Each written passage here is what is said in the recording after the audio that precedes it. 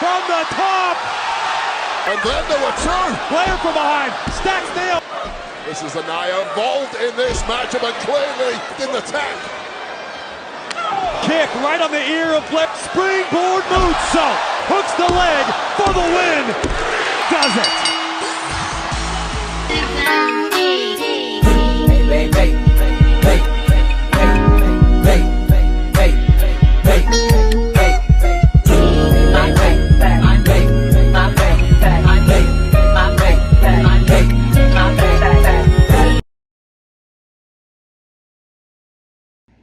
Hey, what's going on YouTube land? This your boy TJ and welcome to my YouTube channel Wrestling Nostalgia, where I give my reviews on WWE shows and PLE events. And today we are going to be reviewing SmackDown August 23rd, 2024. But before I get into my review, just go ahead and give that thumbs up, a like, helps push my video through the algorithm. Without further ado, let's go ahead and get into my SmackDown review.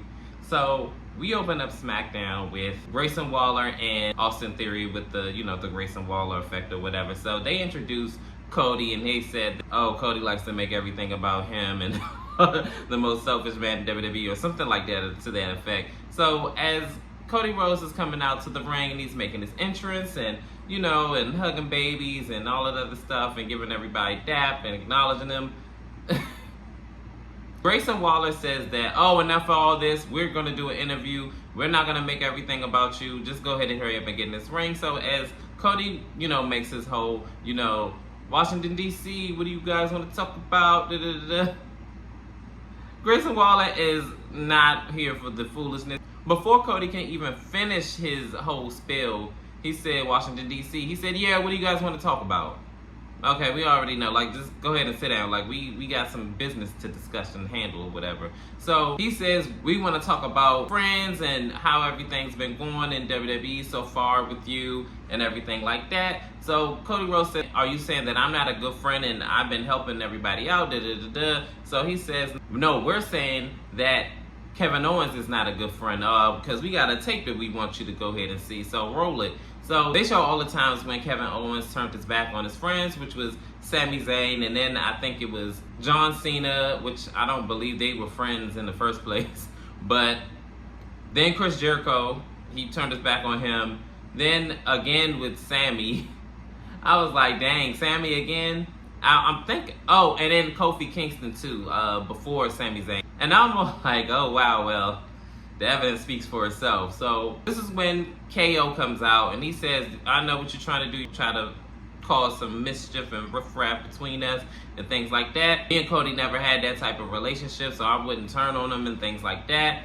He knows me. Let's just go ahead and skip all this. Let's just go ahead and bring Nick Atlas out here, make a tag team match with us two and you two, since we're gonna, do our thing or whatever. Let's just go ahead and skip all this. So Nick comes out, he makes the match official. Kevin Owens says that, yeah, so can I just go ahead and get in the ring and beat them up? He said, Nick says, as long as you make it fast. He said, okay, cool. So he just gets in the ring and they wind up beating up on A-Town Down Under for a brief second until Grayson Waller pushes Kevin Owens into Cody Rhodes, and then this is where the segment ends. So in the main event tonight, it's going to be Cody Rhodes and Kevin Owens versus A-Town Down Under. We're going to see who's going to come out on top, who's going to be the better men tonight. In our first matchup, our opener match, it is for the United States Championship. The United States Champion, LA Knight versus Santos Escobar. So before the match even begins, he gets attacked from Santos Escobar's La Familia, aka Berto and Angel Garza, and they beat him down and then they put him back in the ring. The referee says, hey, y'all gotta get up out of here. So Elektra says something to the referee. She said, oh yeah, you can go too. So the clear advantage goes to Santos Escobar. He's beating up on LA Knight with a little fight back, but he has the clear advantage and he gets a couple of near falls against LA Knight, and then we go into commercial break. After commercial break, they're still fighting it out, and LA Knight winds up getting the advantage. He hits a neck breaker, but then Santos Escobar rolls out the ring. They fight outside of the ring, and it looked like Santos Escobar was going to get put through the table by LA Knight, but he winds up getting the double knees instead. Get him back in the ring a little bit back and forth later. Santos Escobar put up like a really, really good fight. Like, I definitely would suggest to watch that match. He gets hit with the BFT, and 1, 2, 3, Santos Escobar loses, and LA Knight retains his United States Championship. Wow, I tell you what, that was like a really, really great defense. If this is signs of things to come for LA Knight's championship reign, I'm here for it, and I can't wait to see what he got in store for us. In this next segment, it is Carmelo Hayes, and he says, oh, what you did after that match, you set up there and beat me up all because you lost. He said, look, you're only as good as your last match, and in your last match, I beat you. And let's talk about how beat me to the nothing is the only thing that's keeping the lights on in your career. Let's talk about it. So Andrade comes and interrupts his segment in the barbershop, and he's all like, what you did after the match, disrespecting me? Yeah, we gonna run it back next week. And I'm all like, oh shit, now, like, oh, this English getting better now. Miss Flair is sitting there teaching him a thing or two about a thing or two. But Carmelo Hayes says that you're on, and after this, Andrade leaves, he says, next time y'all need to lock the door when my segments come on. He said, hand me a prime. And I'm like, prime? Prime? Logan Paul? Child, goodbye.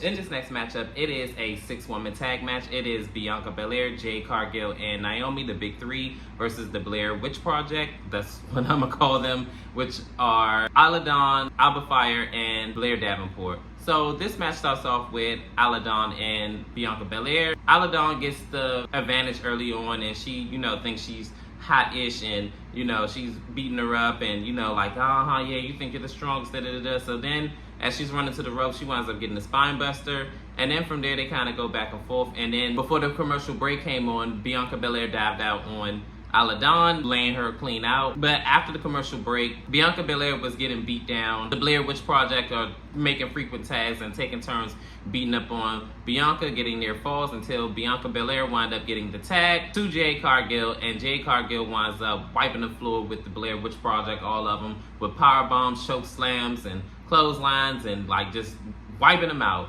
So then I think it was Isla Dawn or Alba Fire, one of them did like a kick or something like that, and then she wound up tagging in Naomi. Naomi comes in and does a big dive. A little bit back and forth later, Bianca Belair winds up diving out on Isla Dawn and Alba Fire out on the outside, wiping them out. And then back in the ring, Naomi winds up doing a split-legged moonsault, and 1, 2, 3, she pins Blair Davenport, and the big three pick up a big win right before Bianca Belair and Jade Cargill's women's tag team championship match at Bash in Berlin. We're gonna see what's gonna happen at Bash in Berlin, if Bianca Belair and Jade Cargill can get back their women's tag team championships, or they're gonna come up short once again. We're gonna see at Bash in Berlin. So in our next segment, it is the Bloodline, and Solo has a few things that he want to get off his chest. He said, for one, Roman is done, and he said, two, it doesn't matter who's gonna be the winner between Cody and KO, because he got next. And he says that, three, there's a problem with the tag team championship picture. He said that Jacob Fatu, give me your championship, and he gives it to him. He said, matter of fact, just give it to Tonga Loa, because you can't be my personal bodyguard being the champion. So he winds up giving it to Tonga Loa, and they embrace it. And this is when Jacob Fatu says that, I love you, Solo, I love you, my tribal chief. I was all like, yeah, he's definitely a werewolf. B-Fab come out and the Street Profits, and B-Fab says that Solo, we don't care who is the tag team champions, because at the end of the night, we have business to conduct, and you guys can handle family matters later. So this is when Montez says that, hey, you can't talk about Agent 89 2000 or whatever he said like that. He says that the Street Profits are up, and we gonna take back the WWE tag team titles. So we're gonna see what's gonna happen between the Tongans and the Street Profits, and who's gonna come out with the tag team titles. In this matchup, it is for the tag team championships. It is Tama Tonga and Tonga Loa versus the Street Profits. So this matchup starts off with Tonga Loa and Angelo Dawkins. They mix it up in the ring, and Tonga Loa is getting the best of Angelo Dawkins. They go back and forth, frequent tags here and there, and Montez Ford winds up getting sent on the outside and hitting his head on the steel steps. And then we go into commercial break. After commercial break, they are still going back and forth. Towards the end of the match, this is where Jacob Fatu winds up getting involved and hitting Montez Ford, and then setting Montez Ford up for Tama Tonga's flatliner. And then 1, 2, 3, they retain the WWE tag team titles. But this match may be over, but the beatdown has just begun, because now they are still beating up on the Street Profits. And this is when DIY come out, and they wind up beating up on the Bloodline for a hot little second, and then they're clearing the ring of everybody but Solo Sikoa. They wind up beating up on him for a bit until Jacob Fatu comes to, and he winds up laying out DIY and setting up for Solo's thumb spike, and then they are laid out. So we're gonna see what's gonna happen. I don't know if they're gonna have another tag team championship rematch or how that's gonna go, but we're gonna see what's gonna happen in the upcoming weeks. In this next segment, it is Nia Jax, and she is pissed about her crown being ruined because of Michin. And speaking of Michin, we had just got done watching Michin's, I guess, little package of what she's gonna do to Nia Jax in the street fight match that's gonna be next week. I don't know why it's not at Bash of Berlin. Why there aren't any women's championship matches is beyond me, but Nia Jax says that she is in no mood to be dealing with any foolishness tonight, and Tiffany Stratton says, look, I'm sorry, my queen, like, is there anything I could do for you? She said you could start by fixing my crown. This is what Nia Jax says. So then she winds up running into Chelsea Green and Piper Niven talking behind her back, saying that that championship celebration looked like a Sweet 16. She said, I saw so much pink that I thought I was going to get pink eye. Chelsea Green says, I feel like the only reason why Tacky Time is friends with Nia Jax is so that way she can stab in her back and cash in on her and take her championship down the line. So Nia Jax crashes her conversation and says that, I don't know if you heard this or not, but I'm not in the mood. Chelsea Green and Piper Niven get out of there, and that's where this segment ends. We're going to see if those two are going to get into it with Nia Jax and Tiffany Stratton, maybe a tag team match, or how that's going to go, but we're going to see in the upcoming weeks. And finally, we are here at our main event. It is A-Town Down Under versus the WWE Undisputed Champion, Cody Rhodes and KO.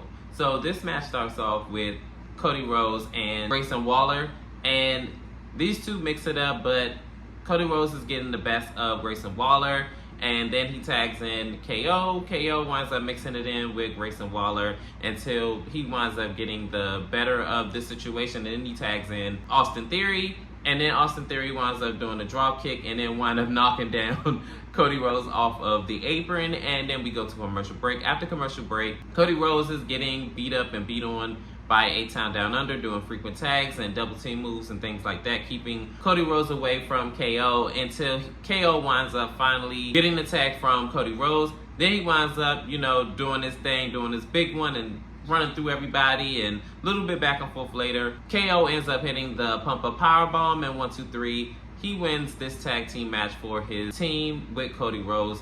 And it looked like he had the WWE Undisputed Championship, and it looked like he was going to hit him and double turn on Cody Rhodes, but he ended up giving him the title and was all like, yeah, get in this ring, and I'm all like, we're doing this slow burn thing. Okay, I see you, WWE. So we're going to see what's going to happen because we're only like a week away, less than a week away from the Bash of Berlin before their WWE Championship matchup. We're going to see who's going to come out on top and everything like that. But comment down below. How did you feel about SmackDown? Did you like it? Did you love it? Did you hate it? Was it the worst thing on earth? Leave it in the comments. And as always, like, share, and subscribe, and help me grow this channel. Your love and support is truly, truly, truly appreciated. And peace. TJ, I'm out.